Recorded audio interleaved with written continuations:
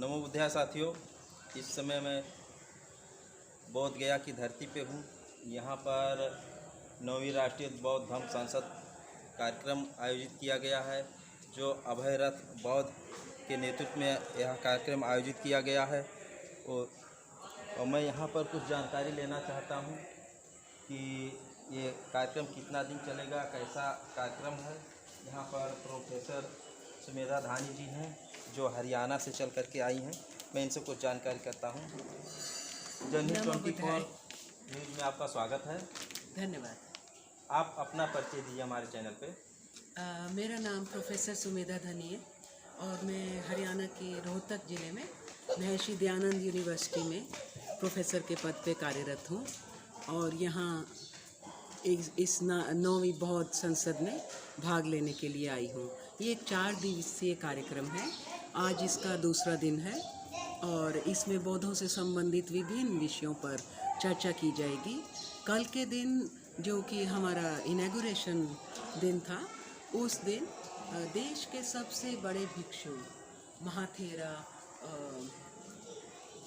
महापंडित, उनके लिए बहुत सी विभूतियों के ऐसे जो नाम उनके उपाधि दी गई है, वो श्री ज्ञानेश्वर जी हैं, जो कि कुशीनगर भिक्षु संघ के प्रधान हैं। कुशीनगर का जो भगवान बुद्ध का परिनिर्वाण स्थान है, उसके भी प्रधान हैं और देश में उनका बहुत ही बड़ा स्थान है। और वो जो डॉक्टर अंबेडकर को जिस भिक्षु ने शिक्षा दी थी, धर्म शिक्षा, वो उनके चेले रहे हैं। तो ये हमारे लिए एक बहुत ही गौरव का विषय रहा कि उनसे भी, वो मेरे धर्म गुरु भी हैं, कि उनसे भी दोबारा मिलने का सौभाग्य प्राप्त हुआ और उन्होंने ही यहाँ पे ये जो है इसका शुभारंभ किया और शुभारंभ करके वो भाषण भी जो दिया। और हमारे यहाँ के डॉक्टर संदा मुनि जी हैं, जो अब ये जो हम मेडिटेशन सेंटर में खड़े हैं, वो यहाँ के प्रधान हैं और एक बहुत ही उच्च दर्जे के भंते हैं। और अपने नॉर्थ ईस्ट के राज्यों के बच्चे, जो कि अभी हम कहते हैं नॉविस मॉन्क्स हैं, छोटे छोटे मॉन्क्स हैं, वो उनका पूरा यहाँ पे ट्रेनिंग स्कूल चलाते हैं। और उन्होंने ये जो राष्ट्रीय कोऑर्डिनेशन कमेटी है इस कॉन्फ्रेंस की, इसके लिए उन्होंने ये वाला जो अब ये हेडक्वार्टर है और अपना पूरा स्थान दिया है यहाँ पे रहने का, कॉन्फ्रेंस करने का, कॉन्फ्रेंस हॉल। तो ये एक बहुत ही एक अनोखा सा सम्मेलन है। जैसे कि देश में संसद है, वो तो चलती ही है, और लेकिन हम भगवान बुद्ध के ज़माने से बात करें तो तब भी महाजनपद थे और उनमें भी एक संसद की तरह का जो कि देश को चलाने का तरीका था, उसी को बल्कि जो संविधान निर्माताओं ने वहाँ से इसकी प्रेरणा लेते हुए काफ़ी सारे, जैसे राजपथ है, वो वहीं से आया है शब्द, वो लिया है। और तो अब ये अभय रतन जी बौद्ध और उनकी एक टीम है, तो उसने मिलके यहाँ पे ये जो धम्म संसद का कार्यक्रम चलाया है कि जैसे पॉलिटिकल संसद होती है, उसी तरह धम्म संसद भी अपने निर्णय ले, अपने अधिकारों के लिए बात करे। तो ये भारतीय जो बौद्ध धर्म है, ये भगवान बुद्ध हमारे देश की धरती पे पैदा हुए और उन्होंने अपने ज़माने में भी, हम कहें कि देश के पूर्वी हिस्से से और अलेक्जेंड्रिया तक पश्चिम में ये जो है, मतलब उनके जाने के बाद, लेकिन बौद्ध धर्म जो है फैला सम्राट अशोक के समय से, कलिंगा की धरती से आप कह सकते हैं, जहाँ पे धौली स्तूप भी है, वहाँ से लेकर और अलेक्जेंड्रिया तक। तो इसमें हमारे पूरे भारत, दक्षिण भारत तक, केरल तक स्तूप पाए जाते हैं, बहुत ही प्राचीन। और पाकिस्तान की धरती और अफ़गानिस्तान की धरती में तो बामियान जैसे, वहाँ 3 बड़े बुद्धा थे, पहाड़ों को काट के बनाए हुए। और भी स्थान है जहाँ पे बहुत ही सुनहरी तरह की वो पेंटिंग हैं और ऐसा रंग है कि वो अब इतने 2500 वर्ष के बाद भी पाया जाता है। और बहुत ही बड़े बड़े स्तूप हैं पाकिस्तान में, अफ़गानिस्तान में। और तो ये एक ऐसा धर्म है जो कि जिसको दुनिया का सबसे सर्वोत्तम धर्म आधुनिक समय में भी कहा जा रहा है। और यूनाइटेड नेशंस में इस तरह की अलग अलग समय पे ये पारित हुआ है कि ये दुनिया का सर्वोत्तम धर्म है, शांति का धर्म है। ये किसी से ईर्ष्या करना नहीं सिखाता, किसी से कंपटीशन करना नहीं सिखाता, अपने आप में ही शांति की तलाश है।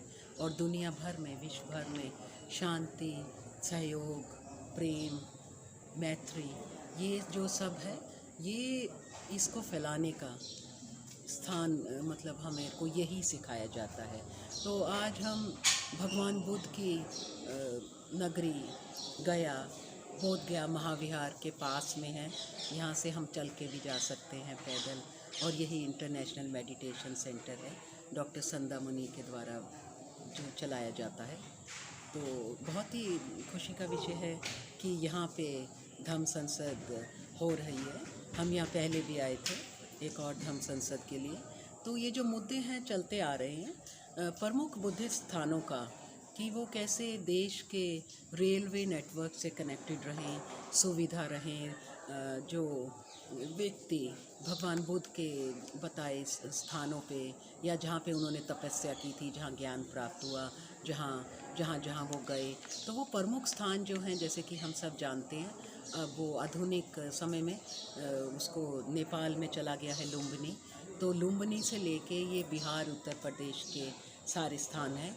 तो इसको बुद्धिस्ट सर्किट के रूप में डेवलप कर भी रही हैं सरकार, और सुविधाएं भी हो जाएं। जैसे कि हम यहाँ बोध गया आने के लिए हम गया में उतरे, और उसके बाद हमने ऑटो रिक्शा ली, बैटरी ऑपरेटेड इत्यादि, और तो अब हमने उसको लिया। तो उसको दिन के समय में वो लोग 200 रुपया यहाँ बोलते हैं आने का। और हमारी एक डेलीगेट रात को आ रही थी, उनकी ट्रेन रात को पहुँची मुंबई से, तो उन्होंने 700 रुपया देना पड़ा सेम। तो ये सुरक्षा इत्यादि के और मापदंड भी सही रहे, कि जैसे कि विदेश में होता है, एक जगह से दूसरी जगह जाने का सेम किराया रहता है। ये नहीं होता कि मन मर्जी से कुछ भी मांग लें। और पर्यटकों की सुरक्षा के लिए भी, हमारे बौद्धिस्ट पर्यटक हैं, उनको पूरी दिन रात सुरक्षा भी मिले। और ये बोध गया हालांकि भगवान बुद्ध के समय की नगरी है, बहुत प्राचीन है, लेकिन अगर हम इसकी तुलना हम करें दिल्ली से करें, चंडीगढ़ से करें, और बहुत सारे शहरों के जो आधुनिक हिस्से हैं, वो चाहे बेंगलुरु के हैं, चाहे राजस्थान का जयपुर है, तो वैसी स्थिति होनी चाहिए। तो आप देखेंगे कि सड़कों पे गड्ढे इत्यादि यहाँ पे दिखाई देते हैं। तो बिहार सरकार ये गड्ढे इत्यादियों को भरे, सड़कों का अच्छा रूप बनाए, ये एक बहुत ही मतलब करने योग्य कार्य है। जैसे मैं और भी बहुत बुद्धिस्ट कई देशों में गई हूँ।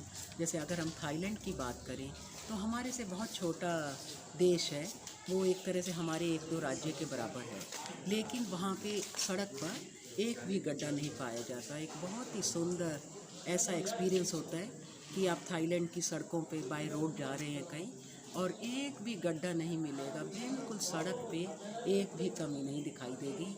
और चाहे रात का समय है, चाहे दिन का समय है, सब कुछ बहुत ही अच्छे तरह से संचालित रहता है।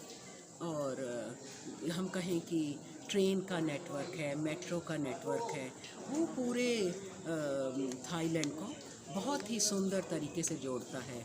हम जैसे स्वर्णभूमि एयरपोर्ट पे वहाँ पे लैंड करते हैं, और उसके बाद वैसे तो हमारे क्योंकि बहुत ही जो धम्म बंधु हैं, वो एकदम तत्परता से स्वागत करने को तैयार रहते हैं, और इसलिए मुझे वहाँ पे कभी भी कोई भी परेशानी नहीं आती है। लेकिन अगर मैं पब्लिक ट्रांसपोर्ट का भी इस्तेमाल करूँ, तो तब भी मुझे कोई भी एक सेकंड, हमारे गुरुजी भंते जी मुलाकात हो गई आ है गए। डॉक्टर संदा मुनि भंते जी से। यहाँ पर मुलाकात हो गई है।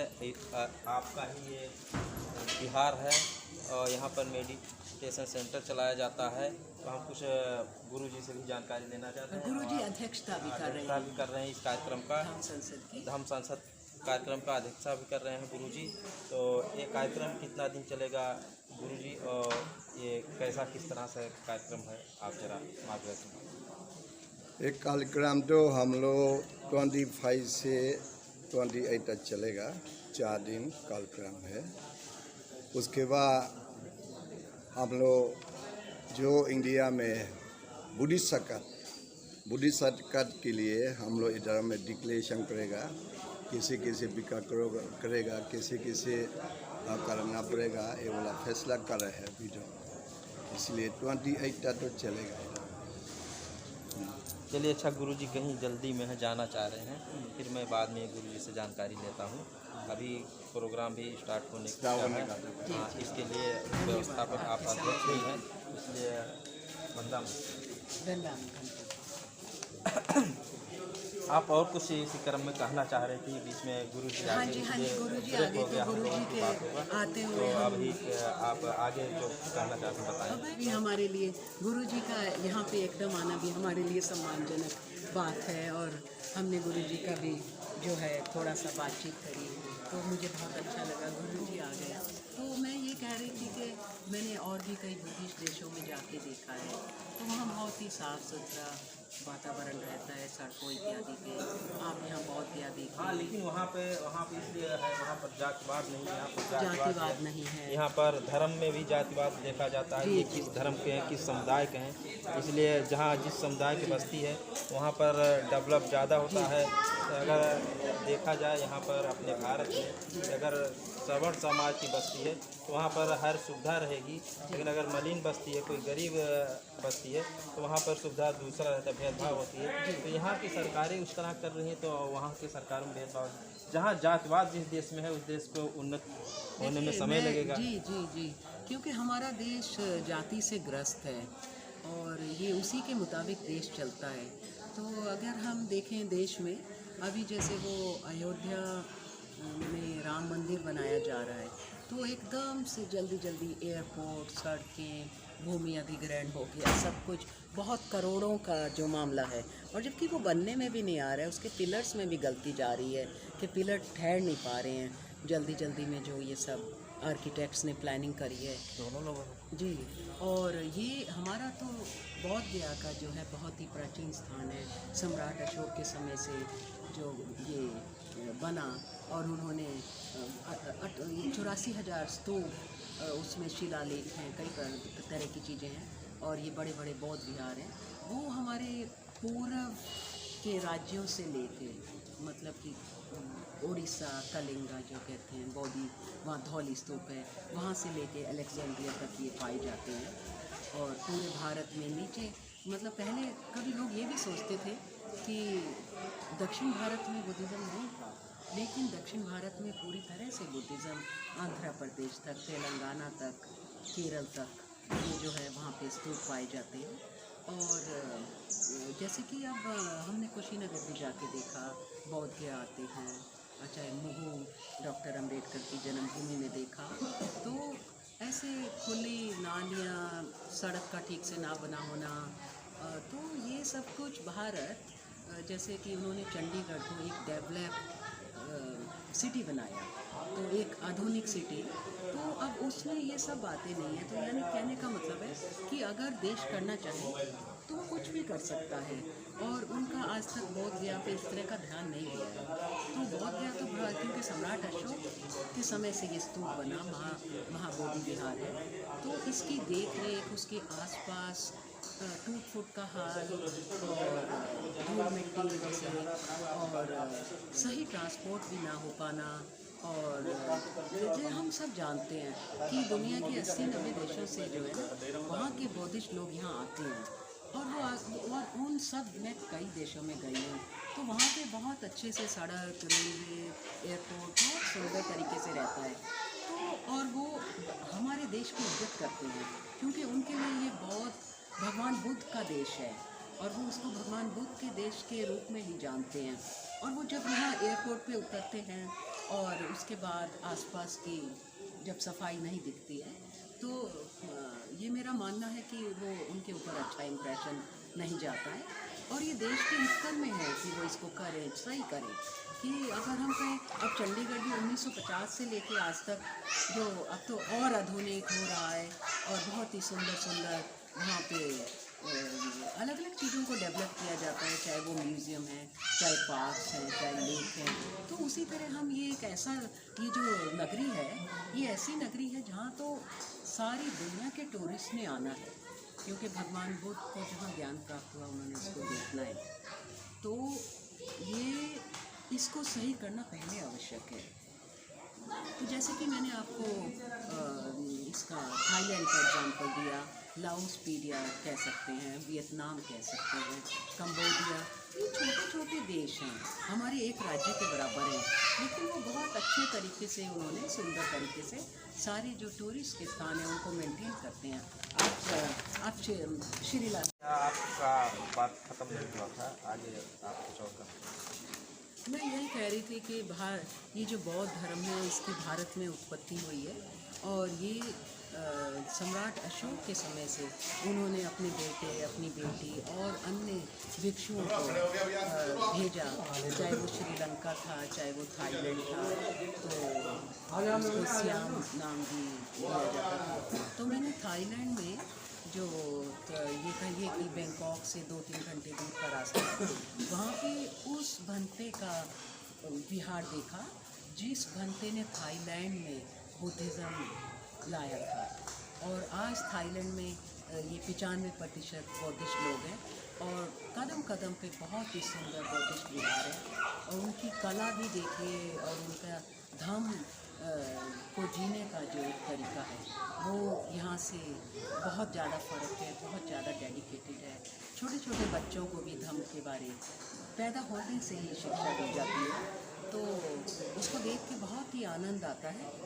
और मैं सोचती हूँ कि भारत में भी ऐसा होना चाहिए कि भारत में जहाँ पे सारे स्थान तो भारत में हैं और भारत से निकल के बुद्ध धर्म गया और वो वहाँ पे फैला आसपास के हमारे सारे एशिया के देशों में। तो बड़े बड़े आप चाहे इंडोनेशिया की बात करिए, चाहे आप किसी देश की कर सकते हैं, वहाँ बौद्ध धर्म के वासी पाए जाते हैं। और बौद्ध धर्म को सिंगापुर में, मलेशिया, सब जगह बौद्ध धर्म जो है बहुत तरक्की कर रहा है और बहुत ही सुंदरता के साथ इन सब स्थानों को मेंटेन किया जाता है। और जैसे हमने आज बौद्ध धर्म की ये जो 9वीं संसद है, तो इसमें अब श्रावस्ती की बात है, बौद्ध गया की बात है, कुशीनगर की बात है, ये हमारे बहुत प्रमुख स्थल हैं।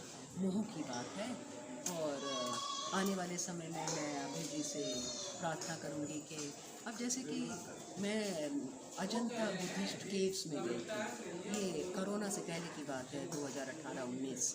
तो वहाँ पे मैंने देखा कि औरंगाबाद से, जो कि एक बहुत प्रमुख शहर है और उधर से सड़क जाती है, तो उस सड़क को कई सालों से तोड़ के रखा हुआ है। जब हम सड़क बनाना चाहते हैं तो ये मैं रिक्वेस्ट में तो करना चाहूँगी, नितिन गडकरी साहब से भी रिक्वेस्ट करना चाहूँगी कि आप उस सड़क को एकदम दुरुस्त करिए और ऐसा चमचमाती सड़क जैसे कि हमें छोटे छोटे देश जैसे कि लाओसपीडिया हुआ, श्रीलंका हुआ, थाईलैंड हुआ, और वहाँ पे तो वो ऐसे सड़क को उधेड़ के रखा हुआ और वो उसको बनाते नहीं हैं। तो जब मेरे जैसा टूरिस्ट भी गया तो बहुत ही हमारी जो टैक्सी थी उसकी स्पीड बहुत कम हो गई। और आप सोचिए कि विदेशी क्या सोचेंगे इसके बारे कि ये जो कि अजंता, ये तो हमारी भारतीय बॉलीवुड की फिल्मों ने इसको अजंता प्रसिद्ध कर दिया, लेकिन वो अजंता नाम है और उसको अजंता केव्स लिख दिया। वो हिंदू केव्स नहीं हैं, वो बौद्धिस्ट केव्स हैं। मैंने पूरा घूम के देखा है और मैं तो क्या, मेरे से पहले कितने ज्ञानी आए और कितने भंते और सब प्रकार के लोग हैं, तो वो सिर्फ बुद्धिस्ट केव्स हैं। लेकिन उस तक पहुंचने का जो रास्ता है उस पे ना तो रेस्टोरेंट है, ना कोई ठहरने का स्थान सही से है। और ये तो मेरा सौभाग्य हुआ कि लोकोत्रा में जो एक मॉन्क्स का ट्रेनिंग सेंटर है, मेरा वहाँ जाना हुआ और उन लोगों ने मुझे बहुत सहयोग किया और ठहराया भी। लेकिन टूरिस्ट के लिए रास्ते में खाने की जगह, ठहरने की जगह नहीं है, सड़क भी ठीक नहीं है। तो ये भारतवर्ष के लिए एक बहुत ही ये ऐसा विषय है जिस पे उनको एकदम काम करना चाहिए। तो अभी एलोरा की तो मैंने बात करी भी नहीं है क्योंकि वो ज़रा उससे पास पड़ता है, ये दूर है।